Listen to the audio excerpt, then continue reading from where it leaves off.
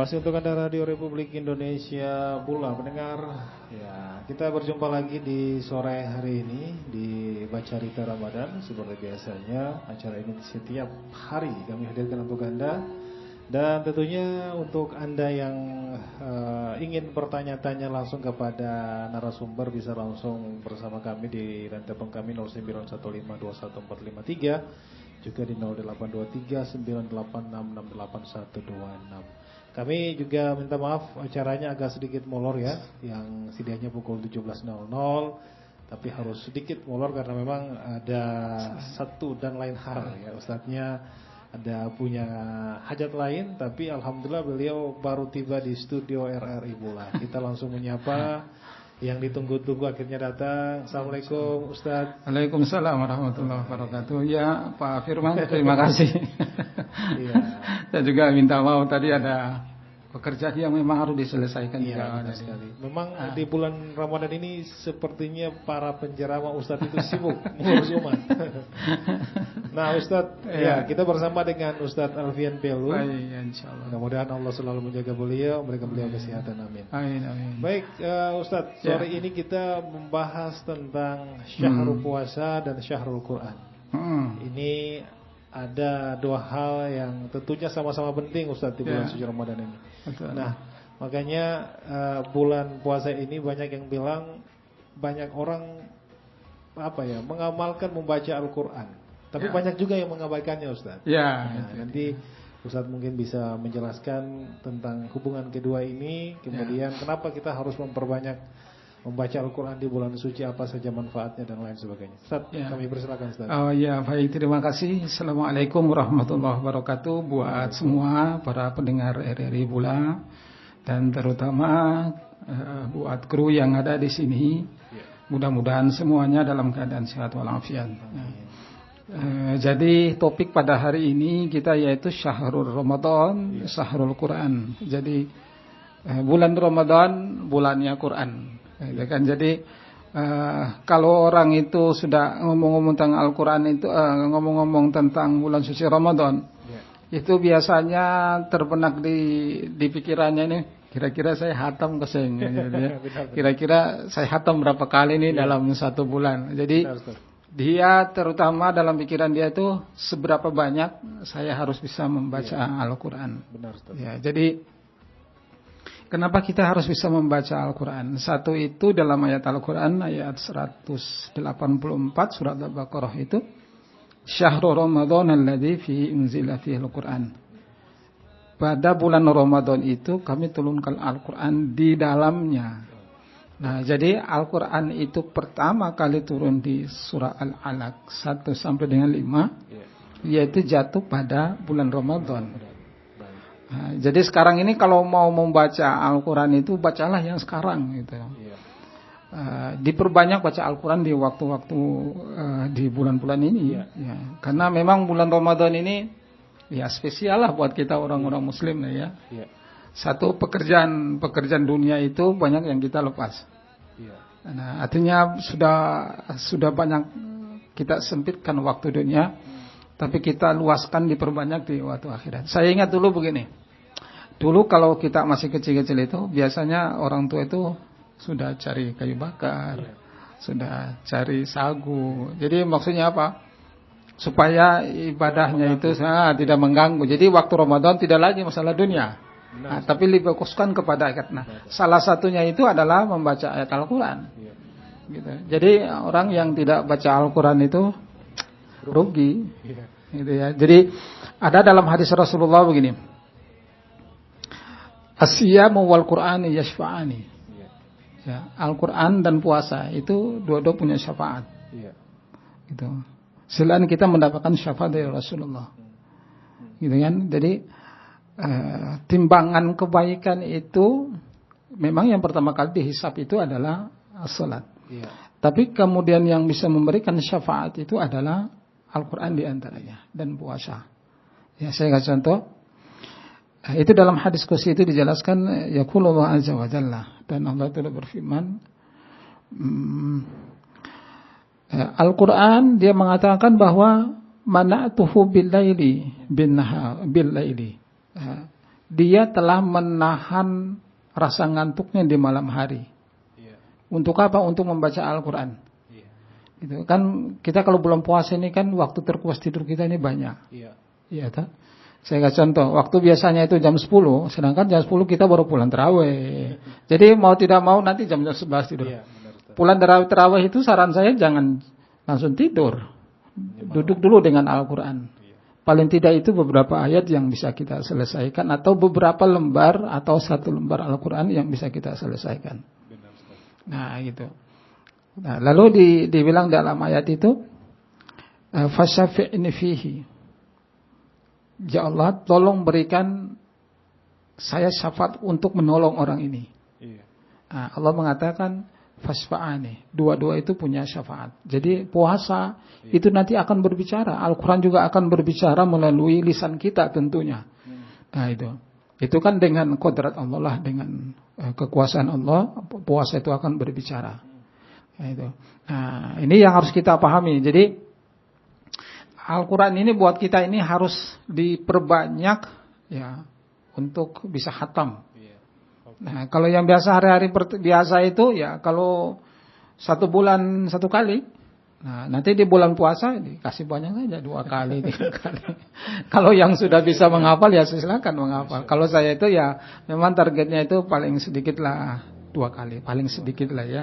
Itu samping dengan sana sini sibuk sana sini ya. Pokoknya anulah di apa namanya disempatkan waktu untuk menghabiskan Al-Quran. Harus hatam, tidak ada kata bilang tidak hatam.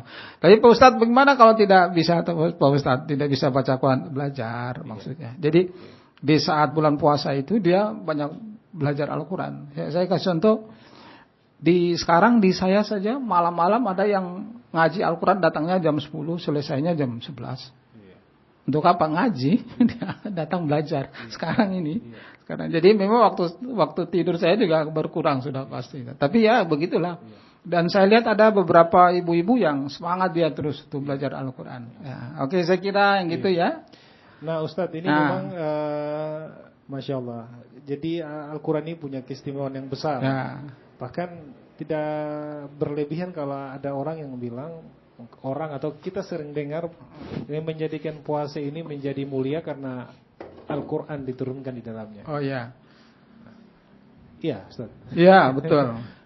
Jadi Al-Quran itu punya fungsi ya sebenarnya. Satu itu adalah hudal linnas. Itu bisa memberikan petunjuk kepada manusia. Saya kasih contoh begini.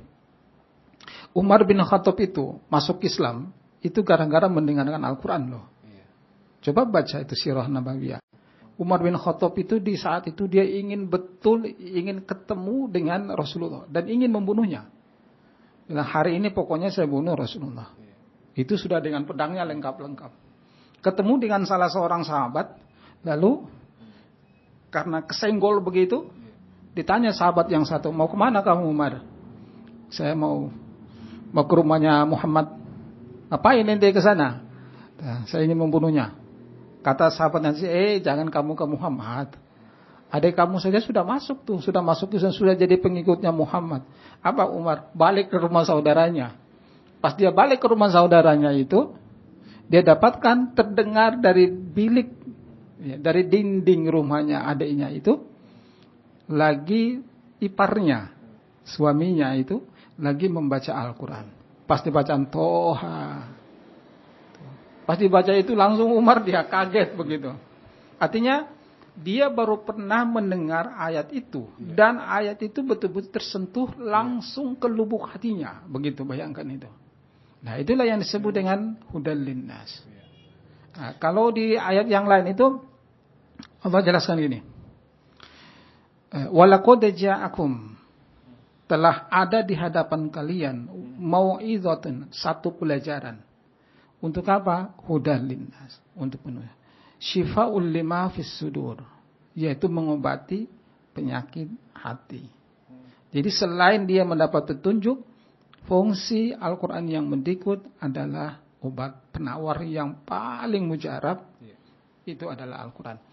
Saya ingat sekali begini, kalau orang marah itu harus baca Al-Quran. Benar Ustaz, saya mau bilang orang yang dengan hati bersungguh-sungguh baca Al-Quran itu suasana hatinya jadi tenang. Oh ya, sudah pasti itu. Wih, itu Masya dan itu Allah. kami rasakan sendiri. Iya, betul. Jadi ada rahasia-rahasia yang luar biasa. Nah, itu rahasia. Jadi saya kasih contoh misalnya, kita lagi sendiri baca Quran. Iya. Nah, pas taruhlah misalnya di 10 malam terakhir kita fokus. Baca Quran, baca saja, baca. Betul-betul maksudnya baca itu kita ikhlas lah ya. Iya. Itu nanti dengan sendirinya air mata kita tuh akan bakal jatuh. Benar, dan itu bukan dari mana-mana, tapi itu terlahir dengan sendirinya. Benar, Ustaz. Kita baca sendiri kok kita bisa nangis. Benar, Ustaz. Itu padahal suara kita ini tidak bagus. Meskipun kita juga tidak tahu artinya. tidak tahu artinya. Iya. Dan tidak bagus bacanya, Iya. tapi bisa meneteskan air Benar, mata. Ustaz. Benar. Itulah efek energi yang ditimbulkan dari Al-Quran untuk kita. Efek, saya kasih ingat begini, saya kasih contoh. Saya pernah ruqyah ya, meruqyah orang. Kok bisa itu Al-Quran itu dia pengaruh dengan orang yang sakit itu? Iya, benar. Apa sih sebenarnya? Ya energi itu loh. Iya. Jadi sebenarnya orang kalau banyak membaca Al-Quran itu energi positif itu bakal masuk terus. Benar, Ustaz. Itu bisa terkuras. Jadi energi yang negatif itu bakal terkuras dengan kita masukkan energi yang positif. Pengalaman pribadi lah. Mungkin orang lain juga pernah merasakan, Ustaz. Ketika kita baca Al-Quran itu seakan-akan semua masalah dalam pikiran hati kita itu jadi hilang. Jadi salah satu manfaat juga itu adalah kita lebih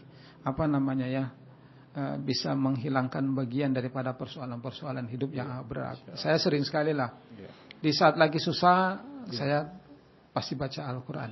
Di saat susah itu pasti saya akan baca Al-Quran. Berapa banyak? Sebanyak yang saya mampu. Nah, berbeda dengan saat ini di bulan suci Ramadan, artinya kita harus lebih tingkatkan semangat lagi untuk membaca Al-Quran. Ya, betul. Ya. Nah, kita ingin tahu juga metode atau tips dari Ustadz biar cepat khatam di bulan ini apa? Bagaimana cara membagi bacanya per hari berapa, harus berapa, Ustadz? Jadi yang pertama itu niat dulu. Itu ya. Terus maksudnya niat itu modal awal orang itu bisa khatam atau tidak. Oke, sekarang misalnya niatnya sudah ada Pak Ustadz. Cuman terganggunya banyak. Yang berikut itu adalah pastikan waktu-waktu yang bisa kita gunakan. Saya kasih contoh. Kalau saya itu waktu yang saya pakai nih yang pengalamannya. 1, kalau habis subuh 2 lembar. 2 lembar atau 3 lembar. Nanti lagi di jam 11:30. Nah, jam 11:30 saya baca tuh. Untuk apa? Ngantar sampai ke waktu duhur. Nah, nanti malam baru dikasih banyak. Karena malam itu, karena kalau sore ini kan ada ngantar sana, ada ngantar sini, perusahaan. Nanti malam itu yang lebih diperbanyak. Malam itu bisa satu juz. Jadi begadang. Ya, orang bilang begadang itu yang kan begadang juga tidak setiap bulan toh. Hanya begadang di bulan-bulan suci Ramadan. Nah, itu. Saya kira satu itu, dan kita yakin bahwa apa yang kita baca itu adalah bagian daripada pahala. Karena Rasulullah begini nih, khairukum man ta'allamal Qur'ana wa 'allamahu. Sebaik-baiknya beta punya umat. Sebaik-baiknya umatku adalah orang yang belajar. Tahap pertama belajar pasti membaca. Tidak ada yang namanya belajar dia tidak membaca. Adalah orang yang membaca Al-Quran dan mengamalkannya. Jadi tahap pertama itu dia baca Al-Quran dulu. Kalau mau mengartikan Al-Quran ini kan belajarnya panjang. Tapi paling tidak kita bisa baca Al-Quran. Jadi kita yakin bahwa Rasulullah bilang ini orang yang paling terbaik. Yang kedua ada motivasi lagi bahwa Allah sendiri bilang bahwa keluargaku itu adalah orang-orang yang ahli Quran. Orang ahli Quran itu bukan berarti dia menghafal semua terjemahan. Tidak. Tapi setiap hari dia ketemu dengan Al-Quran. Dia kalau tidak ketemu dia rindu sekali. Itu cirinya begitu. Itu pecinta Al-Quran itu cirinya begitu. Dia kalau tidak ketemu dengan Al-Quran satu kali dia rasa rugi. Kayak tidak makan begitu. Sama kalau kita makan ini kan, kalau tidak satu hari tidak makan tidak bisa kita kan. Atau misalnya orang yang sudah terbiasa sholat, sekali dia tinggalkan sholat itu mensesalnya minta ampun. Dan tidak bisa. Sama dengan begitu Al-Quran itu. Jadi biasakan dengan hal-hal yang baik. Saya kira begitu. Ustaz, tadi kita sudah menjelaskan lah, menggambarkan bagaimana Al-Quran punya rahasia-rahasia yang bisa kita rasakan kepribadian kita, bisa berubah atau punya hati yang keras. Nah kira-kira ada nggak pahala yang besar dari membaca Al-Quran, Ustaz? Oh ya sudah pastilah. Pahala pasti. Ya jadi Rasulullah Shallallahu Alaihi Wasallam menjelaskan bahwa man qara harfan fi kitabillah, barang siapa yang membaca satu huruf saja dari Al-Quran, satu huruf ya, beda antara huruf-huruf hijaiyah dengan huruf Al-Quran kan gitu. Ya memang tersusun dari bahasa Arab. Tapi kalau kita baca Al-Quran beda dengan kalau kita baca buku pelajaran bahasa Arab di sekolah. Ya kan? Kalau buku belajar bahasa Arab di sekolah itu namanya belajar bahasa. Tapi kalau Al-Quran itu beda lagi. Ya, maka di dalam man qara harfan fi kitabillah, barang siapa yang membaca Al-Quran maka dia falahu ajru amsalih, maka dia itu mendapat 10 pahala. Satu huruf. Bayangkan. Tapi itu di bulan yang lain. Tapi kalau di bulan puasa, adha'afan mudha'afah, berkali-kali lipat. Dan itu kan kita serahkan saja. Yang paling penting yang kita tahu, saya baca alif lam mim. Alif satu huruf, lam satu huruf, mim satu huruf. Sudah dapat 30 itu. Nah, saya tanya coba sama ente Firman ya, Bismillah itu berapa huruf? Tidak tahu kan? Tapi setiap hari dibaca. Itu saya hitung sendiri itu sekitar 19. Ya tinggal dikali 10. Itu kalau kita itu sering baca. Sekali saya hitung itu di surat Al-Fatihah. Hitung huruf-hurufnya semuanya itu. Ada yang pernah saya hitung itu Al-Quran satu baris dari ujung sampai ke bawah. Itu saya hitung sendiri. Dan itu waktu-waktu ini saya iseng-iseng saya hitung. Saya hitung ada berapa sih sebenarnya. Diperkirakan mungkin setiap lembar dengan jumlah yang mirip atau lebih banyak atau kurang, tapi tidak lebih dari itu. Nah itu tinggal saya kali saja dengan berapa lembar. Makanya Ustaz kalau mau dipikir-pikir ternyata Allah itu kasih sayangnya itu lebih besar. Oh iya. Jadi memang Rasulullah bilang dalam hadisnya, Inna rahmati taglibu ghadabi. Sesungguhnya rahmatku itu mengalahkan kemarahanku. Kalau Allah itu bilang lihat hanya maksiatnya yang ditimbulkan, oh sudah selesai kitanya. Pasti azab terus itu. Tapi ketika dia melihat orang itu membaca Al-Quran, hatinya menjadi tenang lagi. Maksudnya Allah lebih senang. Artinya ada orang maksiat tiba-tiba dengar Allahu Akbar, Allahu Akbar. Itulah yang disebut dengan Inna rahmati taglibu ghadabi. Sesungguhnya rahmatku, kasih sayangku mengalahkan semua kemarahanku. Begitu. Alangkah ruginya jika kita belum sadar. Oh iya. Jadi sebenarnya tausiah segala macam hanya mengingatkan kepada kita saja. Siapa tahu kita ada yang lupa, ada yang kurang. Orang yang ngerem tuh. Benar. Jadi saran saya ya di bulan suci Ramadan ini kita lebih banyak ketemu dengan Al-Quran lah ya. Dan kita terus semangat untuk belajar Al-Quran. Karena konsep belajar itu dimanapun itu pasti seumur hidup. Ya, minal mahdi ilal lahdi. Dari lahir sampai dia meninggal baru urusan belajar itu selesai. Nah ada orang yang belajar itu sudah 60 tahun saya mau belajar seharusnya belajar. Pak Fir ya, saya punya teman itu sampai sekarang. Itu ada yang sudah pensiun 65 tahun. Sampai sekarang itu kita masih ada kelompok belajar, bayangkan. Dia semangat itu belajar itu. Masya Allah saya bilang ini. Luar biasa. Iya luar biasa itu. Dan mudah-mudahan yang singkat ini di sore ini, mudah-mudahan yang melihat, mendengar obrolan yang singkat dari Ustadz, motivasinya untuk membaca Al-Quran karena di dalamnya itu banyak sekali, banyak sekali manfaatnya, ketenangan yang mungkin di dunia kita bisa mendapatkan ketenangannya, tapi ini ada investasi besar di akhirat nanti, ada balasannya nanti di terakhir nanti di akhirat. Ustadz, kita karena harus berhenti karena waktu, karena setelah ini masih ada renungan Ramadan. Insya Allah kita berjumpa lagi. Biasanya orang bilang yang sedikit itu biar rindu. Oh iya. Mudah-mudahan bisa berjumpa lagi Insyaallah. dengan Ustadz di waktu yang berikutnya. Ya. Terima kasih Ustadz. Baik, terima Jazakumullah khair. kasih. Khairukum jazaa. Mudah-mudahan kita bisa berjumpa lagi di jam yang sama dengan topik yang berbeda. Assalamualaikum warahmatullahi wabarakatuh. Waalaikumsalam warahmatullahi wabarakatuh.